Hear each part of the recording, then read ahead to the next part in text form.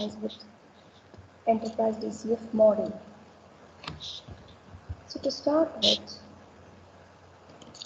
what is valuation? What is business valuation? Corporate valuation is also called as business valuation. Why it is required to value a business? Yes, if a business or the shares of a business are to be transferred from one party to another party or from one entity to another entity, it is very important for both the buyer and the seller to know what is the worth of that particular asset which is being transferred. The process which is undertaken to know the worth of an asset or a firm is known as valuation. So there is a difference between price and value. That is, price means what you are paying to buy an asset or a firm. But value is what you get out of that purchase. What is the benefit that you are going to get out of that purchase is called as a value. That is, value refers to the worth of an asset, but price, it is the result of a negotiation process between a willing but not an over-eager buyer or a willing but not an over-eager seller. That is, I could say in simple terms, valuation is a process of determining value of a company of an asset. And it is an art and not exact science. So depending on the kind of transaction or the structure of transaction, there may be a need to value shares of the company or a particular firm or a division of a firm or an intangible asset. Valuation is the process of determining the economic worth of an asset or company under certain assumptions and also limiting conditions, and it is subject to the data that is available on the valuation date. The valuation is subject to the data that is available on the date of valuation. Yes, as I already told, valuation is neither an easy nor you can value it exactly. There have been several methods developed to help you in this difficult task of valuation. The true value of a business cannot be established with certainty. It is really impossible to forecast accurately the future cash flows that the business would generate and to estimate precisely the discount rate that is applicable to the future cash flows. We cannot escape the element which is called as uncertainty in valuation. And also, a business is not worth the same to different parties. Different prospective buyers are likely to assign different values to the same company, which depends on how the company fits into their scheme of things. One may argue that just the way beauty lies in the eyes of the beholder, value lies in the pocket of the buyer. The primary objective of management should be to maximize the value of shareholders. Owners of corporate securities will hold management responsible if they fail to enhance the value of shareholders. Since the maximization of value of shareholders is the central theme in financial management, all managers must understand what determines value and how it has to be measured. And also, in the wake of economic liberalization, companies are relying more on private equity and capital markets, mergers, acquisitions, restructuring, and are becoming commonplace. Strategic alliances are gaining popularity, public sector undertaking disinvestment is taking place, employee stock option plans are improving more and more, and regulatory bodies are struggling with determination of tariff. In general, corporate valuation is a critical issue in such decisions. The purpose of corporate valuation is basically to estimate a fair market value of the company.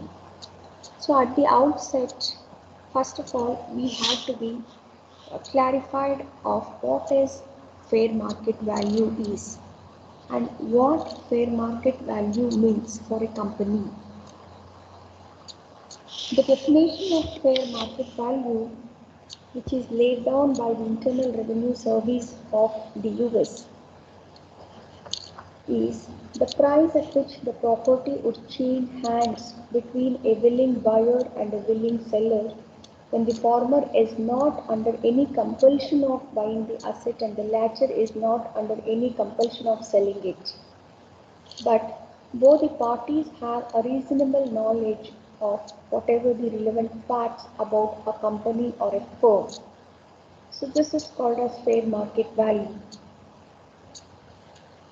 That is, when the asset that is under appraisal or a company which is under appraisal, the property the buyer and the seller are trading, it consists of the claims of all the investors of the company, which includes outstanding equity shares, preference shares, debentures, and loans. So we have to consider many factors to value a company, to value an asset, to value a division of the company. So with this note, I would also like to give an outline of when the valuation is taken up. So what are the different circumstances where there is a need for valuation? Raising capital for a nascent venture, initial public offering,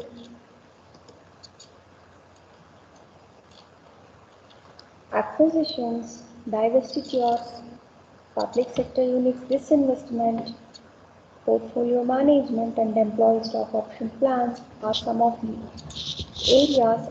the circumstances where there is a need for valuing. Raising capital for a nascent venture, it is usually nascent venture means a new venture, venture capital or private equity, it has become the important source of capital. Venture capitalists and private equity investors, they participate in the equity of investing companies that they hold for few years before liquidating the same.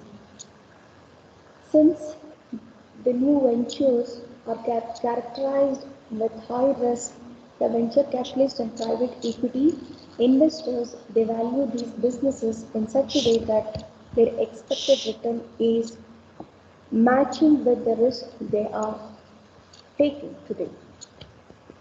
Even at the time of initial public offering, after achieving certain size and stability in the business, most of the firms will desire to access the public capital market.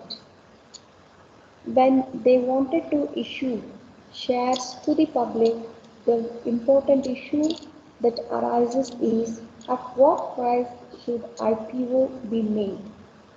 So for this purpose, firm has to be valued properly.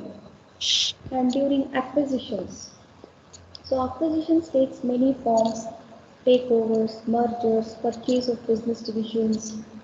So the value of the firm is very significant while taking over the company by another company when two companies combine together to form a new company. So these are the circumstances where the valuation is required so that both the buyer and the seller or both the acquirer and the acquiree will get equal benefits. And also for divestitures, which involves a sale of a division or a plant, it's required to value a company. It is the mirror image of a purchase of a division or plant or any unit. So such transaction depends on valuation being acceptable to both the parties, and hence valuation is very much significant here. Employee stock option plans to retain the employees in the organization and to provide the benefits to the employees as if they have to feel that they are the owners of the company. The organizations will issue employee stock options to the employees, executives who are working in the organization. So to determine the exercise price for this employee stock option, valuation of the company is required. If the company is unlisted, the valuation is required. So like this, for various reasons, valuation is a must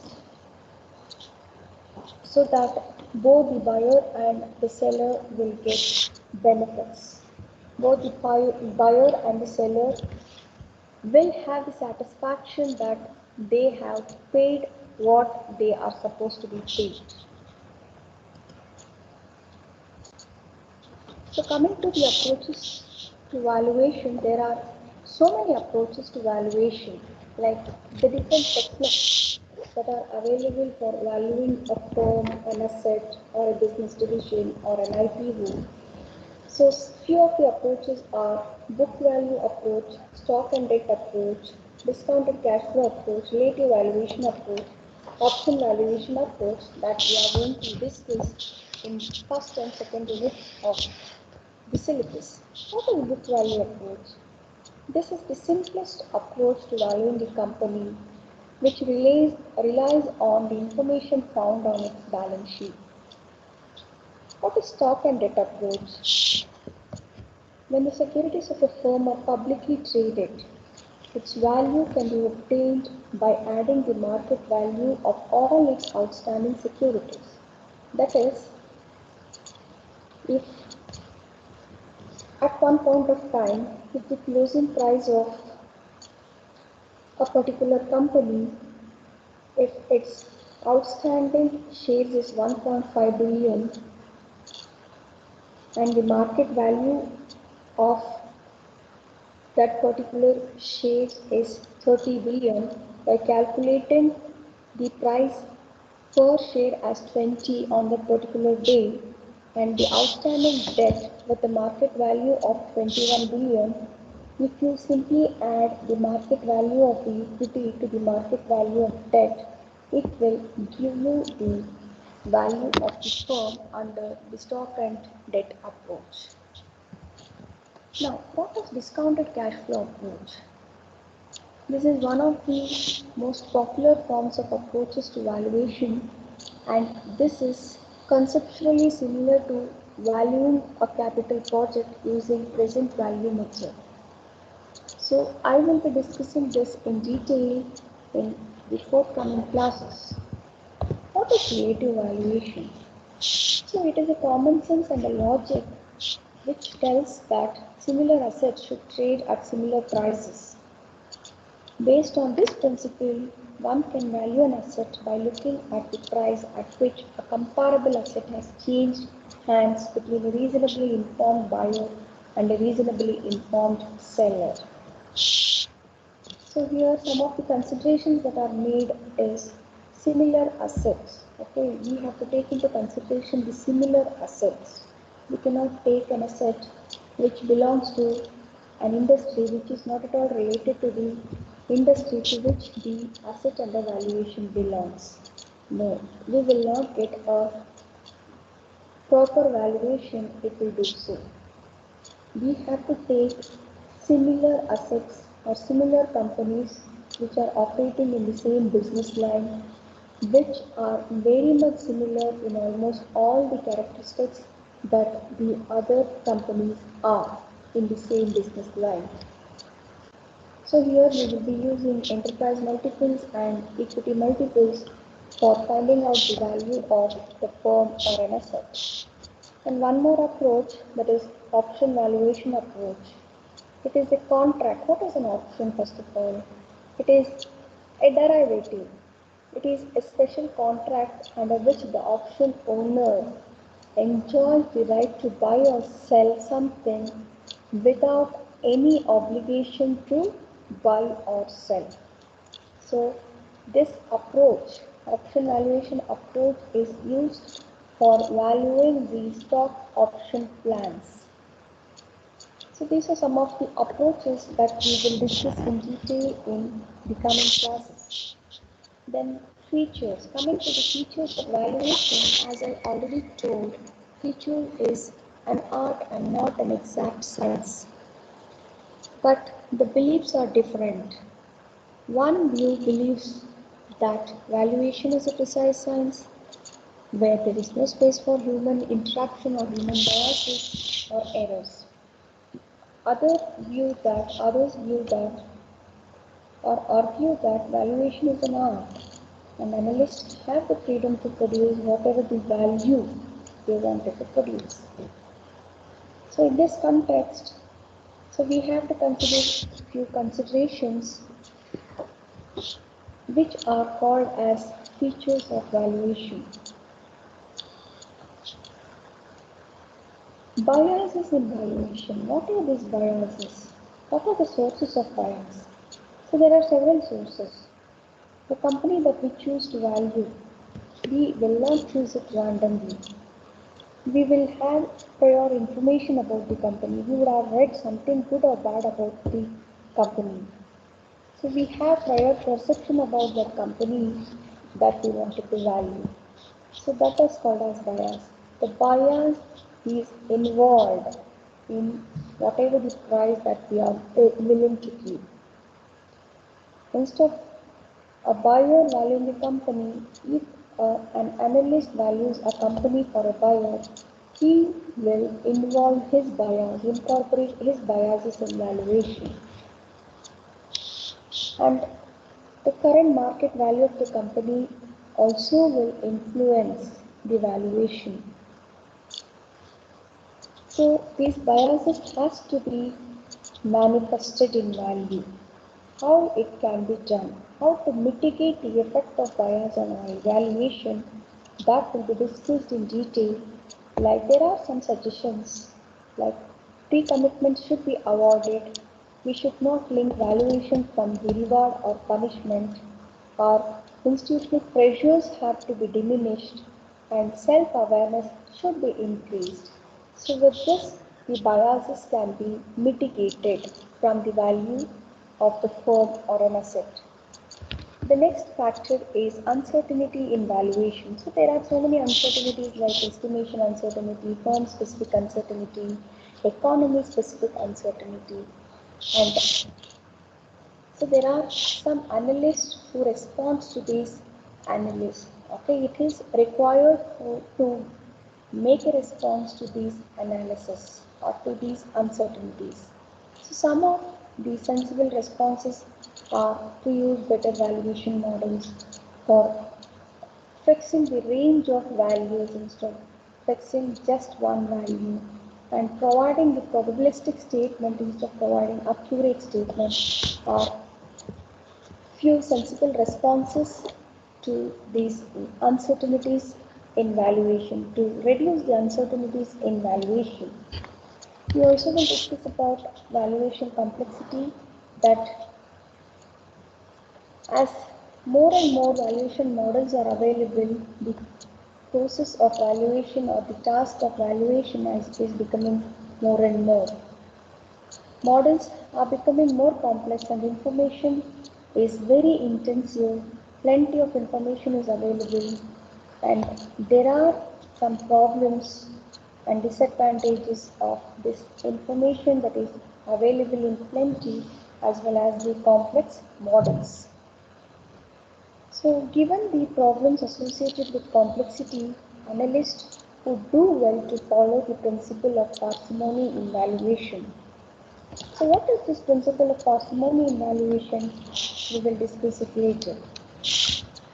We also will discuss about what are the corporate valuations that are in practice. What are the different techniques which are in practice?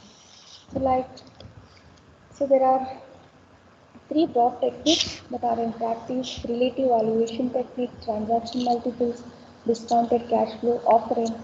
Relative valuation, it is based on multiples, that is of comparable companies, and this is the preferred approach to use in a situation where publicly traded equity and investors are valued. Transaction multiple method is used by mergers and acquisitions, and discounted cash flow method is used along with the transaction multiples. We also will discuss the importance of knowing intrinsic value for various reasons.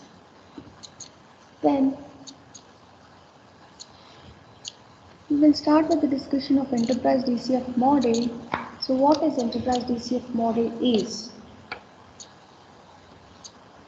So as I already told, valuing a firm using DCF approach is conceptually identical as an entity that is valued, that is the capital projects that is being valued. It is same as it, but it differs in few aspects. Capital project will have finite life, but the firm is considered to be having indefinite life. And capital project, it is valued as one-off investment, but firm is viewed as a growing entity. And for valuing such kind of firms, we will take into account all the investments in fixed assets and net working capital that are expected to be made over time to sustain the growth of the firm. Under this approach, in practice, the value of the firm is separated into two time periods, that is, present value of cash flow during an explicit forecast period and present value of cash flow after the explicit forecast period. So during explicit forecast period, for valuation of the firm, this period is often taken as 5 to 15 years. And in this 5 to 15 years, it is assumed that the firm is expected to evolve rather rapidly, and hence a great deal of effort is required to forecast its cash flow on an annual basis. After this explicit period, the firm will expect it to reach a steady state, which is called as terminal value. So this discounted cash flow approach, it involves 5 steps, that is analyzing historical performance, estimating the cost of capital, forecasting performance, determining the continuing value, and calculating the firm value and interpreting the results. What is this first step? Why it is required to analyze historical performance? So to forecast the future, it is very important that you have to have the data which is historical. So understanding how a company has gone through its life in the past will provide a good foundation for forecasting its future.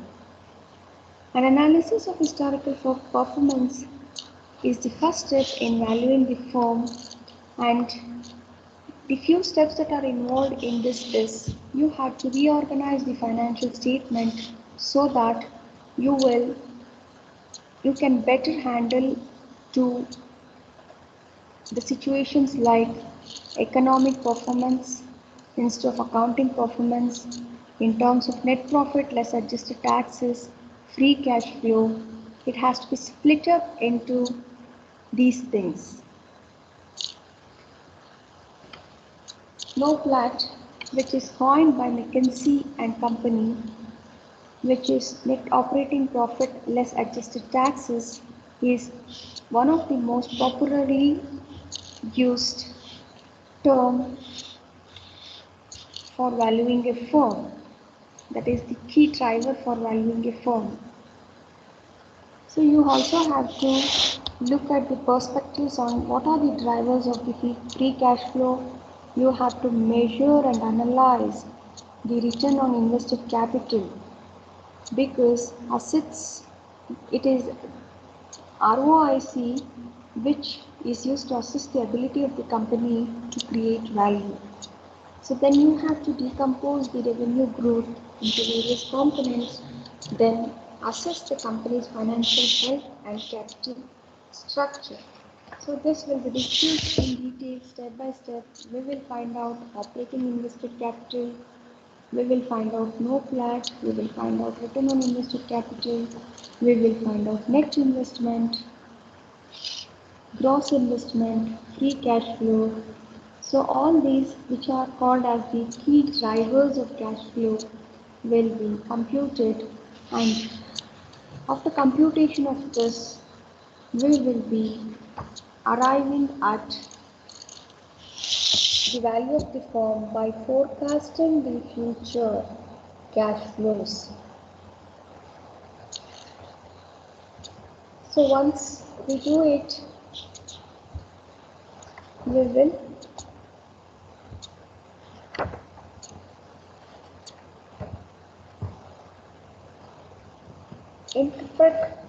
analyze and interpret the results. So while forecasting the performance, we take into consideration 3 steps: determining the length of the explicit forecast period, developing a strategic perspective on the future performance, and to develop financial forecast. So developing financial forecast involves again different steps, that is to develop the sales forecast, to develop forecast of profit and loss account, to develop the forecast of the balance sheet asset side, to develop the forecast of the balance sheet liability side, calculate ROIC and free cash flow, and check for consistency and alignment. So then the next step is we will be finding out continuing value. So continuing, to estimate the continuing value, we make use of two methods, cash flow method and non-cash flow method. Cash flow method used, the most commonly used cash flow methods are growing free cash flow, perpetuity method, and value driver method, so which we will be discussing in detail in the lecture classes. So we have to take into consideration few parameters while estimating the continuing value, like no flat, ROIC, growth rate, WACC, and what is the sensitivity that is involved of these factors while estimating the continuing value. And we also discuss about some misconceptions about the continuing value, that is the length of explicit forecast period and value, competitive advantage and value, and also some pitfalls while estimating continuing value. So there are other methods to estimate continuing value, like replacement cost method and liquidation value method. So according to replacement cost method, continuing value is equated with expected replacement cost of the fixed assets of the company, and according to the liquidation value method, the continuing value of the firm at the end of the explicit forecast period is equal to the proceeds expected from the sale of the assets of the firm. So the last step is calculating and interpreting the results. So using the growing free cash flow perpetuity method and assuming the constant growth rate, so we will estimate the continuing value and we will interpret the results. So that is, after developing the financial projections and finding out the continuing value, we will be ready to move on to the final stage of the valuation exercise. And this stage involves determining the value of operations, calculating the equity value, exploring multiple scenarios, and verifying valuation results. So determining the value of operations, that is based on the free cash flow projections. Present value of operations are calculated using discounted cash flow method, discounting the continuing value and determining the value of operations. Then we will find out the enterprise value and value of equity, where enterprise value is given by the sum of value of operations and value of non-operating assets, and equity value is the difference of enterprise value and value of non-equity assets. So, and we will be discussing what are the items that should be included in non-operating assets, so like excess cash and marketable securities, investment in associated companies, investment in subsidiary companies, non-equity clients, excess real estate and unutilized assets, unquoted investments in subsidiary companies. We will be discussing about debt, preference capital, hybrid claims, employee stock options under non-equity claims. Then we will arrive at the enterprise value and equity value. So then the next step under interpreting the result is value under multiple scenarios, that is developing the multiple scenarios and trying to arrive at the value under each of the scenarios. Then verify the valued results. After estimation of equity value, you have to perform several tests for verifying the results. That is, whatever the model that you have used is logically correct. Does the valuation results correctly reflecting the value driver economics? Are the key financial and operating ratios consistent with economic logic? Are the final results plausible? These are the questions that you are trying to answer for verifying that, or that you are trying to test for verifying the results of valuation or the valuation that you have arrived at.